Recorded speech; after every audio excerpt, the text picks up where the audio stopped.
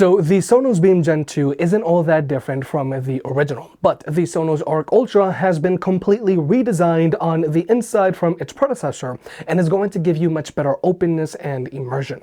Now obviously the Sonos Arc Ultra is going to give you much better overall performance over the Sonos Beam Gen 2, but today we're going to see by how much and if it's worth it to you to upgrade. Now first off, both of these soundbars are fully self-contained systems, as in they don't need an external subwoofer because they produce their own bass.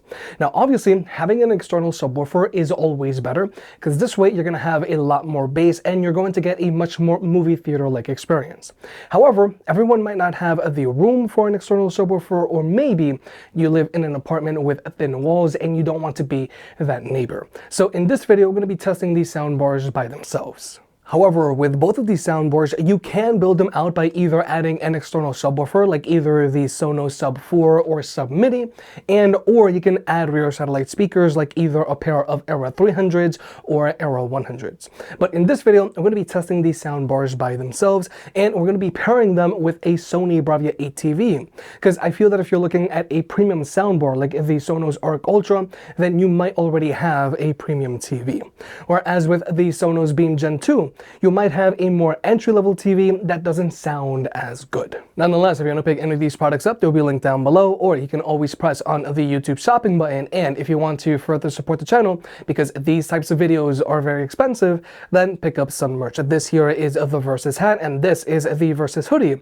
And personally, the Versus hoodie is my favorite because it's very soft, it's very comfortable, and it's very warm. So first, there's the design of these soundbars. The Arc Ultra is a lot larger and a lot better looking than the Boom 2. The Arc Ultra has a length of 46.5 inches and it weighs in at 13 pounds, whereas the Beam 2 has a length of 25.5 inches and it weighs in at 6.4 pounds. So if you plan on wall mounting your soundbar, then you might want to go with the Beam 2 because it's smaller, and both of these soundbars just plug in via an AC port, and there's no external power brick that you have to worry about hiding. And I also want to point out that I really like the cables that come included with Sonos' soundbars because they're very long and they're very flexible, both the power cable and the included HDMI cable. However, what I don't like about these soundbars is that they don't come included with a wall mounting kit. That's sold separately, and I do feel that is a little ridiculous. But if you do plan on just placing these soundbars on a table, I feel that the Arc Ultra looks a lot better than the Beam 2 because the Arc Ultra has this floating effect to it. But more importantly, from a material standpoint, both of these soundbars have a mostly plastic body, which does a great job of not causing any reflections. They both have an indicator light on the front, which can be deactivated through the app, which I really like, and they both have built-in media control buttons, which you can also deactivate through the app, which I also really like. But when it comes to ports, both of these soundbars are a little too similar for their own good. Now, both of these soundbars have an Ethernet port, so you can always hardwire them into your network. But I think that this is pointless because I would rather hardwire my TV into my network, and whatever soundbar that's connected is going to enjoy the benefits. But more importantly, both of these soundbars have a single HDMI port. Now, for the Beam 2, a single HDMI port is to be expected because of its price range, but for the Arc Ultra, I would have liked to have seen at least one HDMI import so that you could directly plug in your Blu-ray player or PlayStation. And Sonos is just being stubborn as always, because a lot of people were asking for this on the original Sonos Arc. Now, with both of these soundbars, you can always use them as a smart speaker if you want. But personally, I don't like using my soundbar as a smart speaker because I don't want my content to be interrupted if someone says Alexa or Hey Sonos. Maybe they do it on purpose, or maybe they do it by accident, and I don't like it from a privacy standpoint. If I'm gonna use a voice assistant, I'll just use it on my phone. But the thing that I really like about the Sonos Arc Ultra is that it does have a physical switch on it so that you can physically disconnect the mic on this soundbar, whereas with the Beam 2 doesn't. Now, when it comes to the apps for these soundbars, you can go in and adjust the sound to your liking, and both of these soundbars also go through the same calibration process where they'll use your phone's built-in mic to measure your seating position, and you also have to walk around so that the calibration process is tuned to the shape and surfaces of your room. But the thing that I don't like about this app is that it's so cluttered because all of the different settings that you have to get into are in different pages. And since these are third-party soundbars, you're going to have to reach for your phone all of the time if you want to adjust your sound. Because now with all of these different streaming services, everything just has different mixing. So I constantly have to go and grab my phone and adjust the sound. Whereas if you were to get a first-party soundbar for your TV, in this case we have a Sony soundbar with a Sony TV, a lot of these settings are easy to adjust directly from the TV itself, which is very nice. So I really feel that Sonos needs to declutter their app if you want to be able to compete against first-party soundbars. But with all that out of the way, let's talk about sound. Regarding speaker setup, these soundbars are super different. Now, the Beam Gen 2 has a total of 4 speakers, 2 that shoot out the front and 2 that shoot out the sides. It has a single frontward firing tweeter, and it has a total of 3 passive radiators, 2 that shoot out the front and 1 that shoots out the back. But more importantly, the soundbar does not have any upward firing drivers, whereas with the Sonos Arc Ultra, the soundbar has a total of 6 frontward firing speakers, 7 tweeters, 3 of which shoot out the front, 2 of which shoot out the sides, and 2 shoot upwards, and it has a built-in subwoofer. But now we're going to go ahead and jump into the sound test. Both of these soundbars are playing at 75% volume, so they can get a sense of the volume difference, and they're both playing with their bass raised by 7 clicks and the treble raised by 3 clicks, and they both have their speech enhancement turned on. And we're also going to be using the built-in speakers found on the Sony Bravia 8 TV, but those are going to be running at max volume. Michael, I've known you since you were a child. You're a gift.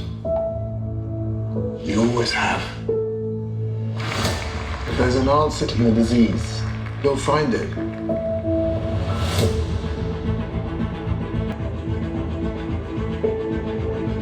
I should have died years ago. No. Why am I still here if not to fix this? I have a rare blood disease, and I'm running out of time. This could be my last chance. You're up to something. What is it?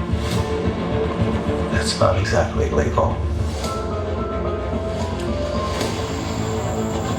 I don't want to see you get hurt more than you already have. This would be a cure.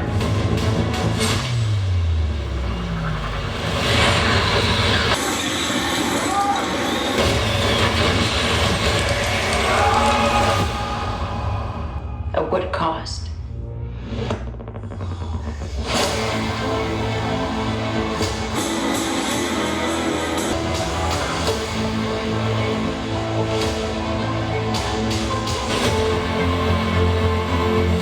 Michael, what's happening? I went from dying. Feeling more alive than ever. Increased strength and speed. The ability to use echolocation. And an overpowering urge to consume blood.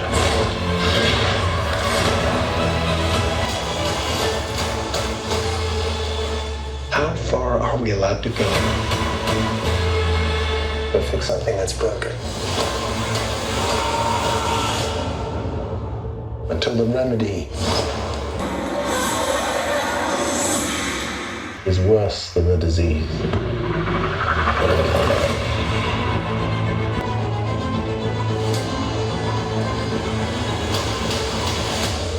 Michael Morbius. Got tired of doing the whole good guy thing, huh? What's up, Doc?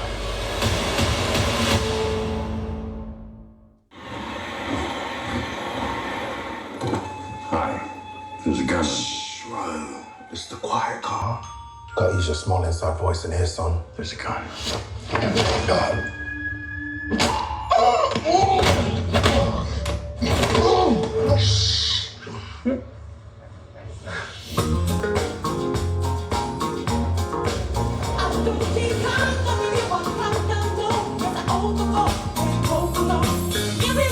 Talk to me. I am ready. You are getting the new and improved me. Because if you put peace out in the world, you get peace back. I think you might be forgetting what you do for a living. Take the gun. Every job I do, somebody dies. I'm not that guy anymore. Some conflicts require a gun.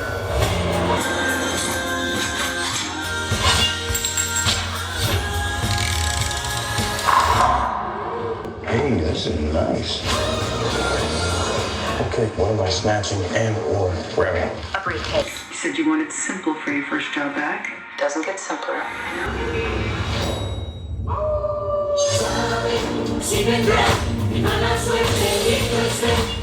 You stab me?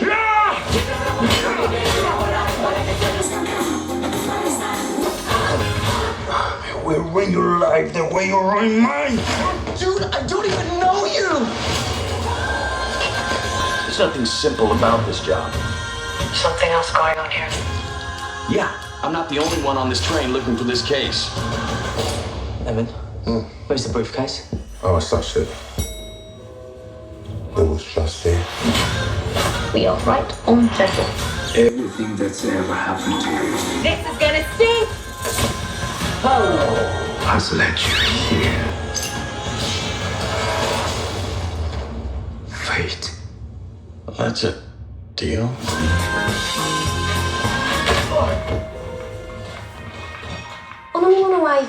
Oh, no, thank you. You know what? Do you have anything sparkling?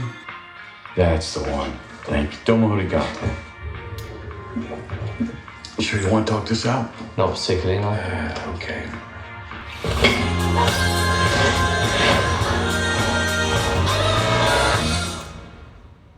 I can't go back to you, my friend. Don't even ask, don't play pretend. You know you left me lonely, I could tell them the whole story. It may take a couple hours, I've got time, let's get the chapter. How could I explain the situation? Man, it's so damn complicated. Where do I start, where do I end? I should go back to bed, I'm going back to all the basics. Teaching myself now how to erase it. It's like learning a whole new language, and I'm afraid, too scared to face it. I just want consistent clarity, but all my thoughts destroying me. Some peace of mind is all I need to get peace to all my family.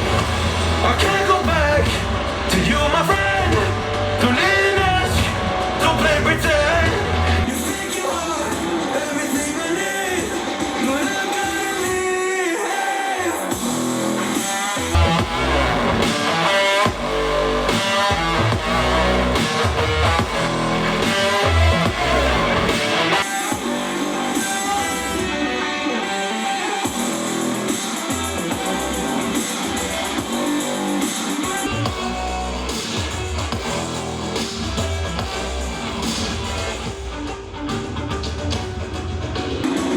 Can't get through to me, it's not you yet, it's always me. I close my heart to you, you see it opens up for nobody. It's been so hard to fall asleep, the weather always makes my nose bleed. Makes my nose bleed, it's so hard to believe that one day I'll feel peace. I want control over my life, I want that privacy. Yeah, it's not you that I need, you push me that way I'm weak. You were never there for me, go pick up your keys and leave. I can't go back to you, my friend. Don't even ask, don't play pretend. You think you're everything I need, but I gotta live.